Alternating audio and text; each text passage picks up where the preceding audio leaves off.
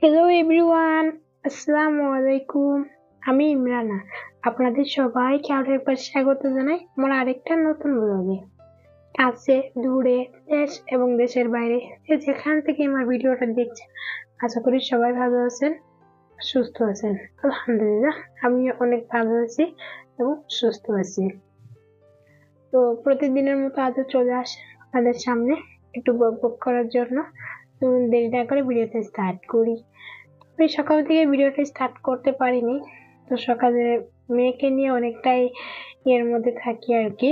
তো সেই জন্য আমি সকালে ক্যামেরাটা ধরার সুযোগ আমার হয় না, তো একটু দেরি করে আমি চলে আসলাম। তো সকালের খাবার নাস্তা করা শেষ, কাজকর্ম তো কমপ্লিট হয়ে গেছে। তো আমি দুপুরে রান্নার জন্য এখানে প্রস্তুতি নিচ্ছি। তো বেশ, আমার শাকগুলো অনেক শাক হয়েছে এখানে। এটা কি শাক আমি কিন্তু নাম বলতে পারবো না, এটার নাম আমার জানা নেই। তবে এটা মোর বাবা নিয়ে আসছে, এটা এখানকার লোকেরা খায় শাক।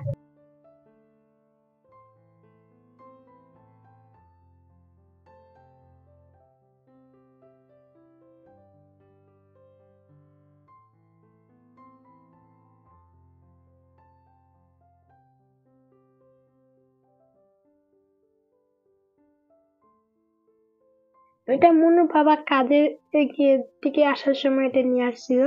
বাস মাসখানেক মতো আগে নিয়ে আসছিল, কিন্তু বেশ কম সময়ের মধ্যে কিন্তু অনেকগুলো শাক হয়েছে এটা। তো এটা এখানকার লোকেরা খায়। তো এটার কি নাম আমি কিন্তু আদৌ জানি না। তো তার সাথে এটা স্বাদ কেমন আমাকে যদি জিজ্ঞাসা করেন, আমি কিন্তু কিচ্ছু বলতে পারবো না। তো আজ আমি রান্না করবো, এটা প্রথমবারের জন্য এটা আমি রান্না করছি। তো রান্না করে খেয়ে তারপর আপনাদেরকে বলবো এটা খেতে কেমন। আর নামটা আমি এখানকার কাউকে আন্টিকে জিজ্ঞেস করবো, আমি জিজ্ঞেস করে তারপর না হয় আপনাদের সাথে পরের ভিডিও গুলোতে শেয়ার করবো এটার কি নাম। তো একবার খেয়ে দেখি ঘাস পাতা কেমন লাগে। তো এটা আমি রৌ মাছ দিয়ে রান্না করবো। তার এর আগের দিন আমার অন্য বাবা মাছ নিয়ে আসছিল, তো সেই জন্য ভাবলাম শাকও অনেক হয়েছে, এদিকে বাড়ি যাওয়ার সময় ঘনিয়ে আসছে। তো ভাবলাম শাকটা একটু রান্না করে খেয়ে যাই, শাকও অনেকটাই হয়ে গেছে। তো সে সব মিলে আজ আমি শাকগুলোকে তুলে নিয়ে আসলাম। তো শাকটি তুলে তারপর ভিতরে আসলাম, এসে দেখি মনু ও জানালার উপর বসে আছে। তারপর আমি এখানে মাছটাকে, শাকটা উঠানোর আগে মাছটাকে আমি এখানে বের করে তারপর আমি এখানে নর্মালের জন্য রেখে দিয়ে গেছিলাম পানিতে ভিজিয়ে। তো এসে দেখি মাছটা অনেকটাই নর্মাল হয়ে গেছে। তো আর এখানে মুনুকে আমি 10টার দিকে নাস্তা খাইয়েছি, ওটা আর বাসনগুলো এখনো ধোয়া হয়নি। তো মুনুকে বেডের উপর বসিয়ে দিয়ে তারপর আমি চলে আসলাম শাকগুলো বাছতে। তো আমি বাইরে এসেছি শাকগুলো বাছতে, এখান থেকে একবারে কেটে ধুয়ে দিয়ে তারপর নিয়ে যাব, সেই জন্য আর কি। তো বাইরের দৃশ্যটাও একটু দেখা হয়, পরিবেশটা, আর সেই সাথে আমার শাকও কাটা হবে। ঘরের মধ্যে থেকে থেকে না আমার আর কেমন জানি ভালো লাগছে না, তো এইসব আর কি। তো এখানে আমি আমার বেশিরভাগ কাজ আমি এখানেই করে থাকি এখন। আমার বাসন ধোয়া, কাপড় ধোয়া, তারপর মাঝে মধ্যে এখানে সবজি কাটা, এখানে কেটে তারপর একদম ধুয়ে ধায়ে তারপর আমি ভিতরে নিয়ে যাই। এর সাথে আমার কিচেন, আমি এখানে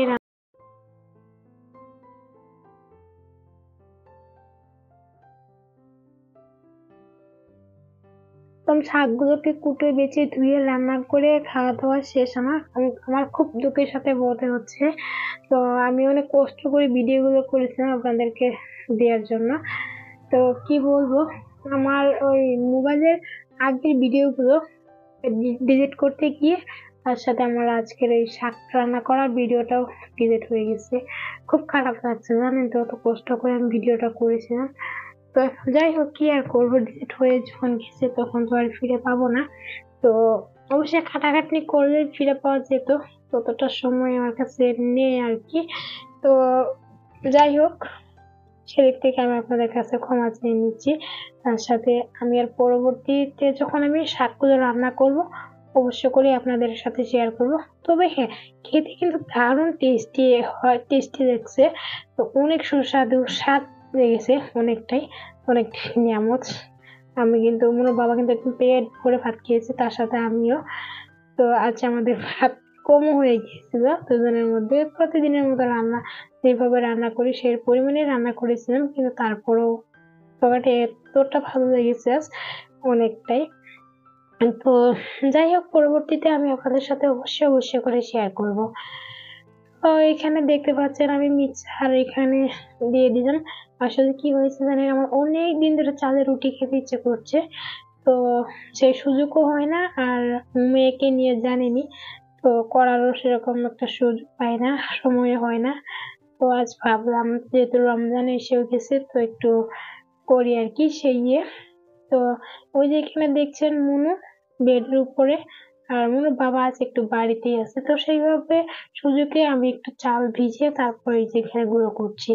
এটা আমি এখানে করছি, তো দেখতে থাকেন। তো চালটা গুঁড়ো করতে করতে আমি আপনাদের সাথে একটা প্রতিদিনের মতো একটা রিকোয়েস্ট করি, আমার ভিডিওগুলো দেখে যদি আপনাদের ভালো লাগে প্লিজ একটা লাইক করে দিবেন। আমার চ্যানেল যদি আপনি নতুন করে ভিজিট করে থাকেন প্লিজ আমার চ্যানেলটা সাবস্ক্রাইব করে পাশে থাকা বেল আইকনটিকে বাজিয়ে দিবেন, যাতে নতুন নতুন ভিডিওগুলো সবার আগে আপনি দেখতে পারবেন। আর এই কাজটা যদি আপনি আগের থেকেই করে থাকেন তাহলে আপনাকে জানাই অসংখ্য ধন্যবাদ।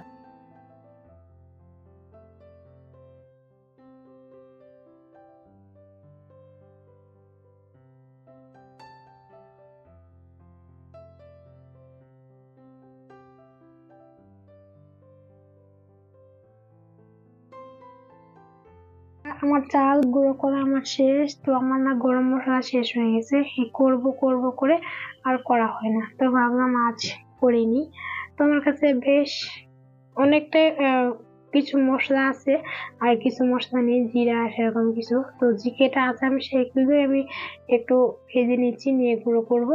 আর পরবর্তী যেগুলো নিয়ে ওগুলো আমি নিয়ে আসি, তারপর আমি মিক্সার করে তারপর আমি ওখানে রেখে দেবো। যেহেতু রমজান চলে আসছে, তো সবাই তো সব ধরনের প্রস্তুতি নিয়ে নিচ্ছে, তো আমি এখনো কোনো কিছু করিনি। কি করব, টানাটানি সংসার, দিন এনে দিন খাওয়া, তার মধ্যে কি আর জোগাড় করব, তো সেরকম ভাবে আমি কোনো কিছু করিনি। আল্লাহ যখন যা জোটাবে সেটাই খেয়ে নিব, সেভাবেই রমজান চলবে। বাকি সারাটা বছর যেভাবে চলবে সেভাবে না হয় আমাদের রমজানটাও চলে যাবে, গরিবের রমজান জানেনি, সেরকম একটা প্রস্তুতি নেওয়া লাগে না। তারপরও এই যে একটু যাতে একটু সহজ হয় মশলাটাকে একটু, সেজন্য আমি একটু গুঁড়ো করে নিব। আর আমি তেল সেরকম ভাবে কোনো কিছু করিনি, তো আমার মনে হয় না আর কি করার দরকার। তো আমি গত 2 বছর আমি রোজা রাখতে পারিনি মনুর জন্য। 1 বছর মনু আমার প্রেগনেন্ট আমি ছিলাম, তখন মনুর 1 মাস আমার পেটে। আর তারপরের যে রমজান এসেছিল তখন মনু অনেকটাই ছোট ছিল, 3-4 মাস এরকমই একটা হবে আর কি, আমার ঠিক মনে নেই সেরকম। তো সেই জন্য আর কি রোজা সেই বছর আমার রাখা হয়নি, তবে এইবার জানি না রাখতে পারবো কিনা, তবে নিয়তের উপর আছি। শুরুর দিকে আমি রাখবো, তারপর দেখবো মনের উপর যদি আমার রোজা রাখার জন্য কোনো প্রভাব যদি না পড়ে তাহলে আমি রোজা পুরো মাস রাখবো ইনশাআল্লাহ। আর যদি সেরকম কিছু একটা হয় তাহলে তো আর রাখতে পারবো না, সেটা আমার দেখি আমার কি হয়। আমার খুব ইচ্ছে, আমার 2 বছর আমি রাখতে পারিনি, তো এবার আমার খুব আশা আমি রাখবো, জানি না কতটুকু আমার এই পূরণ হবে।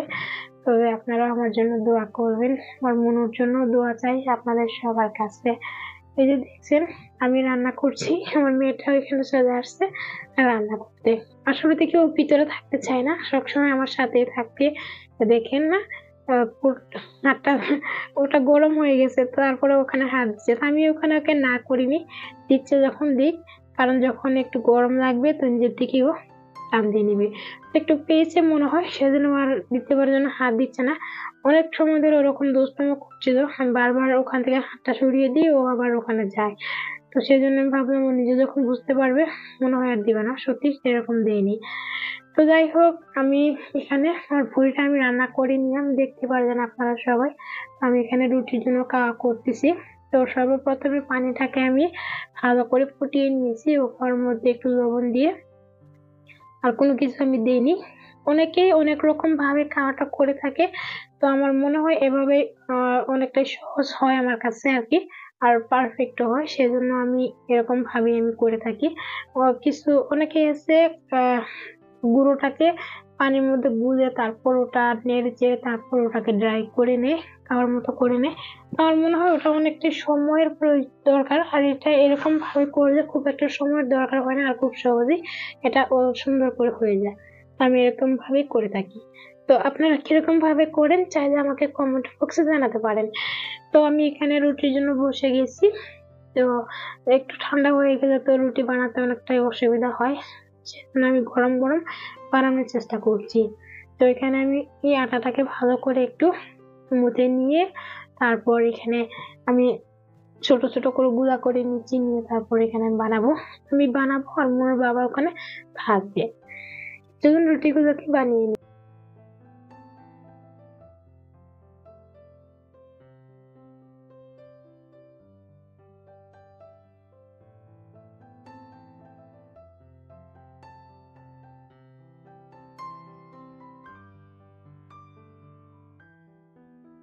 তো রুটিগুলো বানাচ্ছি, আমার কিন্তু অনেকটাই আনন্দ লাগছে আপনাদের মাঝে এসে। তো এই মুহূর্তে আমার পরিবারের সদস্য ৭৯ জন, প্রায় ৮০ জনের মতোই। তো আপনাদের এত ভালোবাসা ভাবো কখনো কল্পনা করতে পারিনি, আমি কল্পনা করিনি। তো অনেক ভালোবাসা পেয়েছি আপনাদের। এই আমার পরিবারটা অনেকটা বড় হয়ে গেছে, প্রায় 100-এর কাছাকাছি। তো যারা আমার চ্যানেলে নতুন এখনো সাবস্ক্রাইব করেননি, প্লিজ আমার চ্যানেলটা সাবস্ক্রাইব করুন, আমাকে সাপোর্ট করুন। আমার অনেক ভালো লাগে যখন আপনাদের সাপোর্ট এন্ড সাড়া পাই। আপনারা যখন আমাকে ভালোবাসা দিন আমার খুব খুব ভালো লাগে, এই আর কি। তো আমি তো সেরকম ভাবে গুছিয়ে কথা বলতে পারি না, কিংবা আমি সেরকম ভাবে ভিডিও করতে পারি না, তারপরেও যে আপনারা আমাকে ভালোবাসা দিচ্ছেন এটাই আমার জন্য অনেক। আপনাদের সবাইকে আমার মন থেকে অনেক ধন্যবাদ জানাই। তো যেখানে আমি রুটিগুলো বানাচ্ছি, তো দেখতেই পাচ্ছেন খুব সুন্দর হয়েছে রুটি, আর মুনার বাবা এখানে ভাজছে। কেমন হয়েছে আমার রুটিগুলো চাইলে আপনি আপনি আমার কমেন্ট বক্সে কমেন্ট করতে পারেন। তো রুটিগুলো এক এক করে সবগুলোকে আমি বানিয়ে নিব, আর আমার বাবা এভাবে ভেজে থাকবে।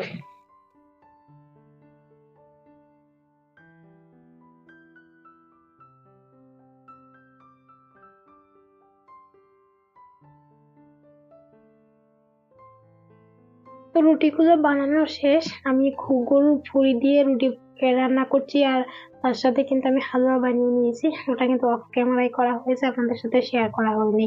তো দুজনে একসাথে খেতে বসেছিলাম। তো আমি কিন্তু রুটি হালুয়া আমার আন্টিকেও দিয়ে এসেছি, আমার ওদেরকে। তো মনুর বাবা ওখানে গেছে, তো ফোন দিয়েছিল ওরা গরুর ভুঁড়ি খাবে, তো সেই জন্য ওদেরকে জন্য নিয়ে গেছে। তো সেই জন্য এখানে আমি একা একা খাচ্ছি। তো যাই হোক, আজকের ভিডিওটা আমি এখানেই শেষ করব।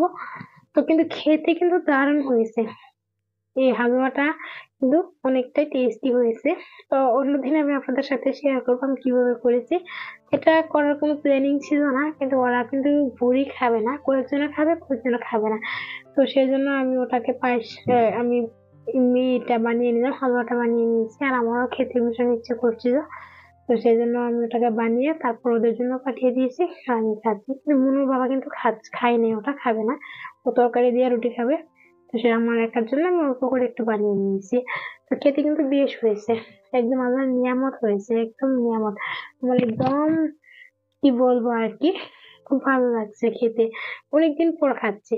তো যাই হোক, খেতে খেতে আজ আমি ভিডিওটা এখানে শেষ করবো। সবাই ভালো থাকবেন, সুস্থ থাকবেন, খোদা হাফেজ। আগামীতে আবার দেখা হচ্ছে।